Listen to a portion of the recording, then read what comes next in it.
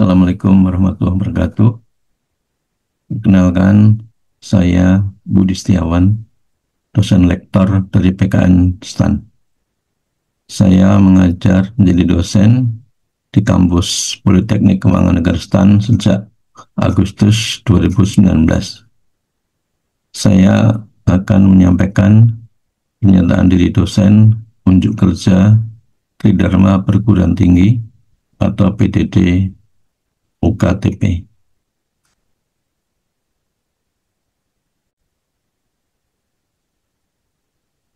Saya mengajar beberapa mata kuliah di PKN STAN, antara lain perundang-undangan cukai, kemudian teknis dan fasilitas cukai 1 dan 2, manajemen risiko kepabeanan dan cukai, fasilitas kepabeanan,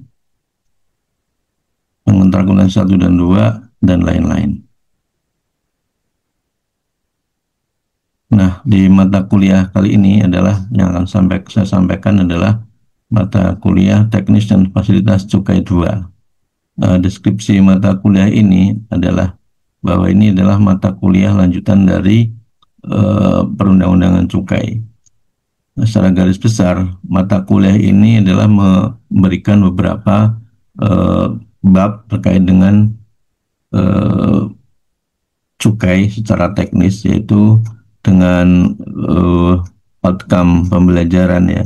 Capaian pembelajaran adalah menguasai beberapa aturan dan teknis cukai, kemudian juga mampu memberikan beberapa contoh kegiatan pembukuan cukai, kemudian juga terus sampai kepada ekstensifikasi cukai, di mana merupakan hal yang baru yang untuk menambah objek cukai.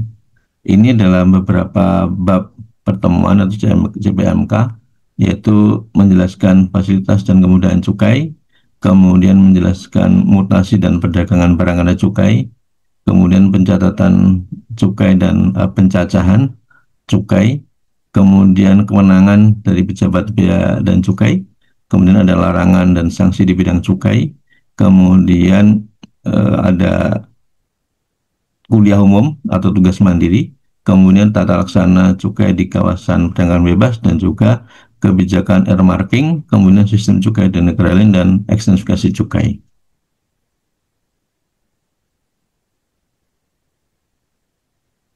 Identitas mata kuliah ini adalah teknis fasilitas cukai 2 sebanyak 2 SKS pada semester 3 dan bersifat wajib terkait dengan bidang ilmu di Prodi Diplomatika Kepabeanan dan Cukai. Deskripsi secara lebih lengkap adalah bahwa mata kuliah ini bertujuan agar mahasiswa menguasai pengetahuan dan konsep teoritis terkait cukai yang punya fungsi cukai sebagai reguleran dan budgeter. Jadi peran strategis cukai sebagai pengatur konsumsi barang dan cukai sekaligus penerimaan negara. Dalam mata kuliah ini dibahas dari fasilitas tidak dipungut ya, dan pembebasan cukai serta penundaan sampai dengan larangan dan sanksi di bidang cukai. Kemudian pembahasan lebih maju adalah menelaah potensi ekstensifikasi cukai dan pemanfaatan dana bagi hasil cukai. Ini secara teoritis untuk outcome pembelajaran mampu menjelaskan fasilitas tidak dipungut cukai dan pembebasan cukai, kemudian menjelaskan fasilitas penundaan cukai dan pembayaran berkala, kemudian pencatatan dan pencacahan cukai, kewenangan pejabat bea dan cukai, larangan dan sanksi, tata laksana cukai di kawasan bebas, sistem cukai di negara lain, dan konsep ekstensifikasi cukai dan potensi objek cukai yang baru. Dalam prakteknya mampu mengaplikasikan mutasi atau pembukaan cukai, kemudian menghasilkan kajian ya atau presentasi terkait dengan barang dan cukai yang baru. Nah, sistem metode pembelajarannya adalah dengan 3 hal ini, yaitu lewat student learning center learning, yaitu pembelajaran berpusat pada siswa, pembelajaran interaktif, diskusi kelompok dan debat antar kelompok, dan juga tugas individu dan kelompok seperti problem case based learning atau project based learning. Di dalam kelas dilakukan dengan ceramah, tanya jawab, dan juga diskusi. interaksi pembelajaran di kelas adalah kuliah tatap muka atau tatap maya untuk yang program blended learning. Kemudian ada video pembelajaran terkait dengan KLC 2 Kemenq yang bisa diakses dan bisa disimak. Kemudian lewat LMS dan portal dan beberapa cara lain yang untuk menambah kontribusi dalam pembelajaran ini. Nah, ini materi secara lengkap yang tadi sudah saya singgung di depan bahwa ada 16 pertemuan termasuk UTS dan UAS atau UAS. Dari pertemuan 1 sampai 7 itu fasilitas di pungut cukai atau dan pembebasan cukai, penundaan cukai dan pembayaran berkala serta APHT, aglomerasi pabrik hasil tembakau, sistem mutasi barang kena cukai, perdagangan dan pengawasan barang kena cukai, sistem pencatatan cukai, pencacahan cukai dan kewenangan pejabat dan cukai. Untuk setelah UTS ada larangan dan sanksi di bidang cukai, kuliah umum dan tugas mandiri, ketentuan cukai di kawasan bebas, konsep dana bagi hasil cukai, sistem cukai negara lain, konsep eksekusi cukai dan kajian eksekusi cukai untuk menambah objek cukai di Indonesia.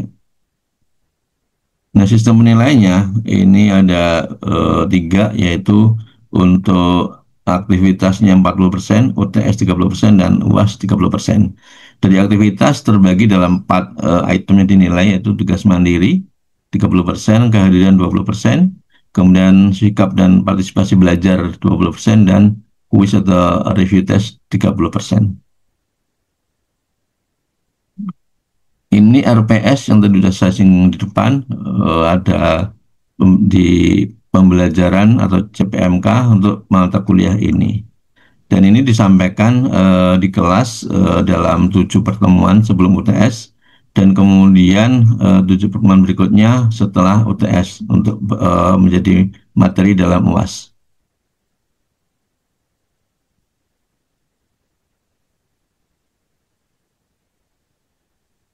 Baiklah, berikut akan saya sampaikan kegiatan pengajaran di kelas terkait mata kuliah teknis dan fasilitas cukai 2 untuk bab kajian potensi barang kena cukai.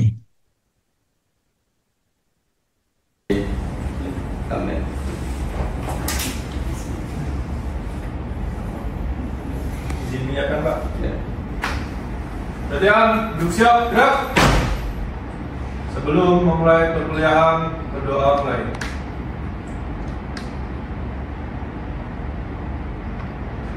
Berdoa selesai.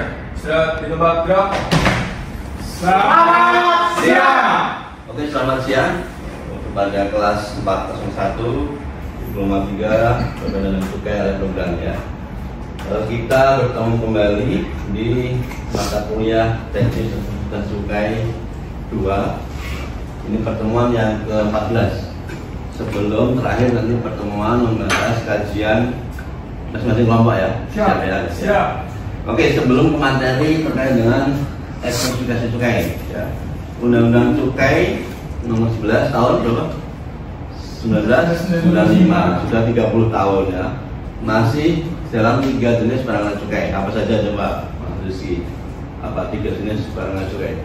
Pak, Ya. izin menjawab 3 jenis barang kena cukai itu. Yang pertama minuman mengandung etil alkohol, Ya. yang kedua etil alkohol, dan yang ketiga hasil tembakau. Ya, hasil tembakau. Jadi yang baru 3 nih, belum nambah-nambah barang kena cukai. Ini sangat ironis ya. Negara lain sudah cukup banyak ya. Negara lain sudah cukup banyak barang kena cukainya. Kalian juga sudah membaca kemarin di pertemuan ke-13 sebelumnya ya. Cukai di negara lain ya, di negara lain. Misalnya di Thailand ada apa? Kendaraan bermotor ya. Kemudian bahkan di negara lain, Vietnam juga ada namanya jasa kena cukai ya. Yang mesti ingat siapa? Jasa yang kena cukai apa saja misalnya? Ya. Hiburan, karaoke ya, panti pijat, kena cukai ya. Kita belum ya, kita belum. Oke, kita lanjut ya. Minimal Anda masih ingat ya dikit-dikit ya. Kita lanjut. Nah, konsepnya masih segregasi cukai ini. Jadi merupakan upaya pemerintah ya untuk memperluas basis penerimaan cukai. Tadi baru 3 kan, baru 3. Nah, sekarang coba diperluas menjadi lebih banyak lagi. Intinya apa? Untuk mengendalikan konsumsi ya. Yang pertama, konsumsi dikendalikan. Kenapa? Karena nanti ada di berikutnya ada beberapa kriteria karena kena cukai ya. Nah, itu juga ada efeknya adalah menambah penerimaan negara, karena basisnya adalah dari sisi fiskal, mengendalikan dari sisi fiskal, maka ikutannya ada penerimaan negara dalam bentuk cukai ya. Ini sudah paham ya. Kemudian ini dasarnya untuk ekstensi cukai. Ini di pasal 2 ayat 2 Undang-Undang Cukai ya. Misalnya pertama, konsumsinya perlu dikendalikan ya. Kendalikan karena memang harus ada institusi yang melakukan ini. Dalam ini adalah Inspektorat Jenderal Bea dan Cukai. Kemudian peredarannya diawasi. Ini untuk yang MMA ya, sampai pada namanya TPE ya, tempat penjualan eceran harus punya NPWBKC untuk golongan B dan C ya. Jadi harus ini sangat diawasi. Kemudian menimbulkan dampak negatif. Nah, ini yang sangat krusial ya. Merokok juga ada dampak negatif, minuman juga ada dampak negatif ya. Jadi itu 3 hal. Kemudian ini tambahannya di yang keempat, pemakaiannya membutuhkan pembebanan pungutan demi keadilan dan keseimbangan. Ini lebih kepada konsumsi barang yang dianggap mewah ya. Jadi ini dianggap mewah maka perlu namanya dikenakan cukai juga. Nah, penambahannya di pasal berikutnya ya, di pasal 4 ayat 2 Undang-Undang Cukai. Penambahan atau pengurangan jenis barang dan cukai diatur lebih lanjut dengan peraturan pemerintah. Nah, penjelasannya ya, ini penambahan atau pengurangan jenis barang dan cukai disampaikan oleh pemerintah kepada alat kelengkapan DPR RI yang membidangi keuangan untuk mendapatkan persetujuan dan dimasukkan dalam RAPBN. Jadi sudah ada mekanisme ya. Oke, lanjut. Ini tujuan ekstensi cukai ya. Ada 4 ya.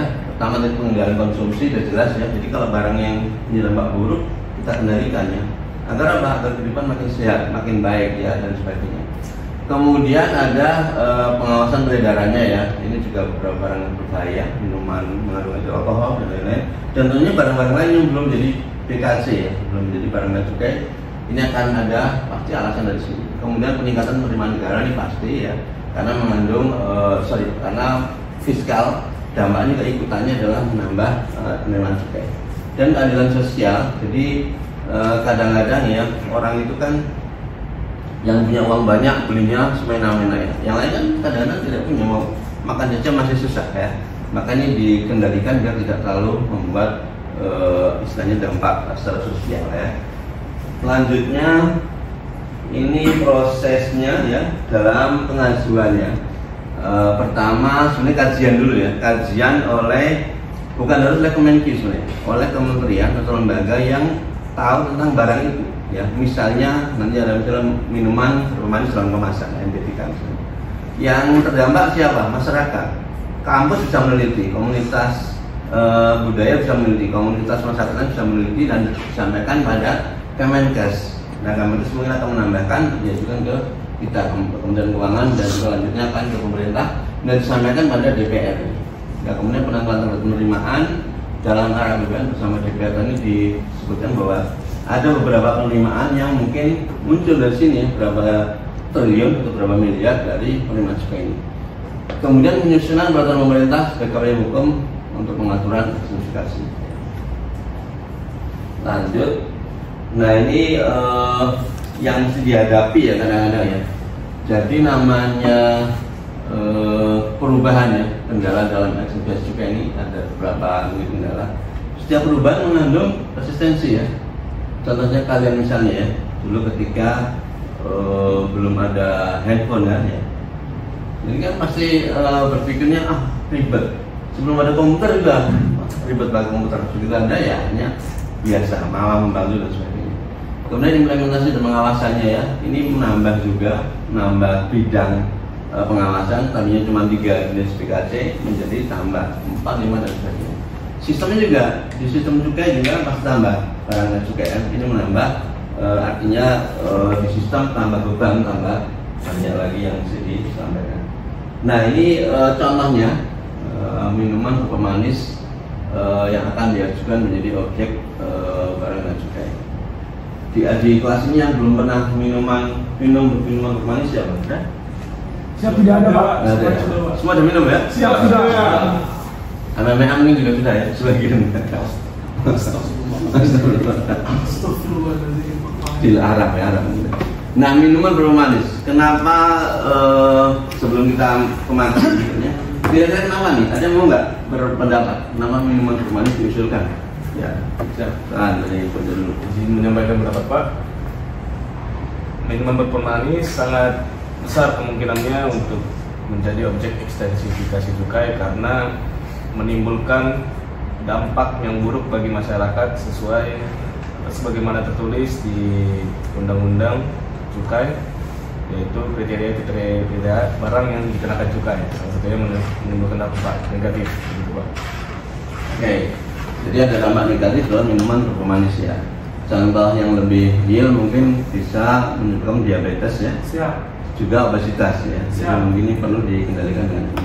Nah, ini baru usulan ya, belum jadi PKC ya.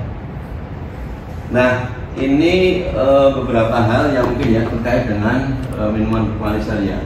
Konsumsinya berdampak negatif itu sudah disampaikan ya, bahwa ini ada pengaruh badan ya. Misalnya pada kelebihan berat badan atau overweight atau obesitas, pada gigi, diabetes, osteoporosis dan lain-lain. Sehingga kandungan gula ini memang sangat merusak ketika dikonsumsi secara berlebihan ya. Kemudian penggunaan konsumsi dengan pada anak-anak juga ya, ini juga dengan cukai sehingga akses masyarakat membeli minuman juga makin dikurangi. Nah, ini Indonesia termasuk yang tertinggi ya konsumsi minuman manis dan konsumsi gula ya, ini sangat tinggi di Indonesia. Dari survei kesehatan Indonesia, ini juga survei bukan tidak ada sumbernya ya, sekitar 47% Indonesia mengkonsumsi minimal jenis minuman manis setiap harinya. Setiap hari ya, cukup tinggi ya konsumsinya. Kemudian kita lihat benchmark negara lain ya. Ini ada beberapa negara sudah mengenakan ya, misalnya Filipina, ini negara di ASEAN ya, tetangga kita ya, sudah mengenakan cukai. Meksiko ya, Meksiko di Amerika Tengah ya. Kemudian Inggris negara maju, oke. Hungaria ini juga negara Eropa Timur, dan Thailand tetangga kita juga sudah. Kemudian Malaysia di ASEAN juga, Kamboja sudah. Kemudian Kamboja ya, kemudian juga Laos tadi ya, ini juga negara belum maju tapi sudah mengenakan cukai ya. Sudah agak ironi ya, negara belum maju sudah mengenakan cukai pada minuman berpemanis. Kita yang secara PDB sangat besar belum mengenakan cukai. Kemudian Brunei dan China ya. Ini beberapa negara yang sudah, dan mungkin ada yang lain yang belum kita cover di sini. Nah, ini penjelasan lebih lanjutnya masing-masing nanti bisa dibaca lebih lengkap sebenarnya ya, di PPT yang sudah kita bagikan.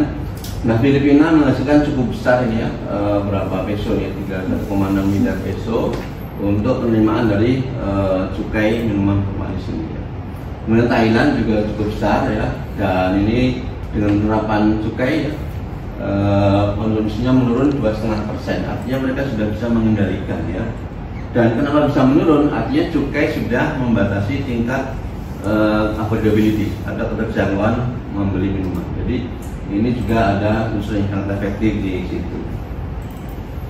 Kita lanjut ke sistem pengenaan tarif cukai MBDK ya. Ini tadi penjelasan beberapa negara saja. Nah, tarifnya seperti apa? Kita bisa memilih sebenarnya. Kita bisa memilih tarif spesifik atau tarif ad valorem ya. Ada dua tarif ya. Tarif cukai adalah tarif cukai spesifik, pemungutan cukai dihitung dengan cara mengalihkan tarif cukai dengan satuan rupiah. Jadi oke lah, ini dengan rupiahnya apa? Ya, dalam bentuk liter biasanya, karena minuman ya, kalau rokok dalam bentuk batang ya. Kemudian dalam menghitung tarif spesifik merumusnya ini juga terutang tarif kali jumlah satuan spesifik. Jadi bisa berapa? Bisa misalnya ya berapa rupiah per mililiter ya, atau berapa ribu per liter, bisa diterapkan di sini. Ini contoh untuk yang sederhana saja ya, menggunakan cukainya. Nah, kemudian mekanismenya ya, seperti apa? Ini juga baru kajian ya. Jadi kadang-kadang kalau ini tersiar media, kadang-kadang ribut. Wah, itu sudah mulai dikenakan nih, mereka sudah memberikan respon ya yang sebelumnya. Ini baru kajian di internal kita ya. Jika dikenakan secara merata pada seluruh minuman ringan, maka ya 500 rupiah per liter minuman bermanis ini. Jadi ini pukul rata misalnya 500 liter 500 rupiah per liter. Kemudian dengan kandungan gulanya. Contohnya misalnya apa? Tarif cukainya 150 rupiah per gram gula yang terkandung dalam minuman pemanis. Ini yang lebih bagus yang kedua, ya, seperti minuman mengandung etil alkohol. Ya. Ini dasarnya adalah kandungan etil alkohol dalam minuman itu. Ya. Jadi lebih bagus. Karena apa? Yang merusak adalah ya yang ini, gulanya ini kan, bukan secara totaliternya ya, tapi gulanya yang. Kemudian berikutnya ya. Nah ini jika dikenakan dengan berdasarkan threshold atau batasan, ada batas ya, ada batas bisa di bawah nih ya. Contohnya 100 gram gula untuk MB3 yang mengandung gula 10 gram atau per di bawah 250 ml. Jadi ada batasan threshold. Di bawah itu nggak kena, tapi di atas nilai yang di ini thresholdnya akan kena cukai. Jadi ada semacam asumsi kalau seseorang mengonsumsi minuman dengan threshold di bawah ini ya dianggapnya belum membahayakan, mungkin akhirnya diambil yang di atas ini maka dikenakan cukai. Tapi ini belum putusan, ini baru kajian ya, baru kajian secara awal. Kemudian berikutnya adalah cukai kendaraan bermotor yang akan juga dikenakan cukai ya. Kita kaji apa kira-kira yang menyebabkan kendaraan motor bisa menjadi potensi barang dan cukai. Ternyata penyumbang polusi udara yang sangat besar ya. Di Jakarta nih ya, 43% diperkirakan ya ini dari gas buang kendaraan motor ya. Kalian semua pakai motor ya? Siap, Pak. Listrik atau masih berbahan bakar ini? BBM? Siap, BBM.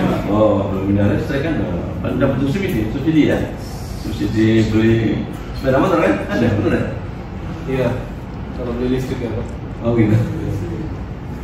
Ya ini kan artinya belum begitu banyak yang berpindah ke energi terbarukan ya. Kemudian kemacetan lalu lintas ini makin tambahnya, Anda bisa cek ya di statistik ya, di BPS ya.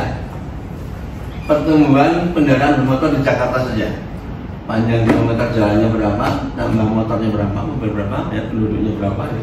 Makin banyak ya, pasti makin macet ya. Maka siapapun gubernurnya ya, masalahnya masih macet ya, kemacetan, banjir ya. Ini Jakarta yang sebagai contohnya. Kemudian kerusakan infrastruktur jalan dan lingkungan, karena banyaknya kendaraan lewat jalan, maka juga pengaruh pada kerusakan jalan, ini pasti. Lanjut mungkin terkait beberapa yang mengenakan cukai ya. Di negara ASEAN ya semua ada 4 negara ya, Filipina, Singapura, Thailand dan Vietnam ya. Mungkin juga beberapa negara yang sudah ada juga sebenarnya kena mengenakan cukai pada kendaraan bermotor. Oke, mungkin itu ya yang saya sampaikan terkait beberapa negara lain. Mungkin nanti bisa dibaca sebagai setelah ini ya, Anda bisa diskusi untuk menyampaikan materi ini dan kita bahas bersama di kelas. Oke ya, sebentar itu ya, silakan kita diskusi bareng-bareng ya. Terima kasih ya. Siap. Demikian pernyataan diri dosen unjuk kerja Tridharma Perguruan Tinggi atau PDD UKTP dari bidang pengajaran oleh saya Budi Setiawan, dosen PKN STAN. Terima kasih. Assalamualaikum warahmatullahi wabarakatuh.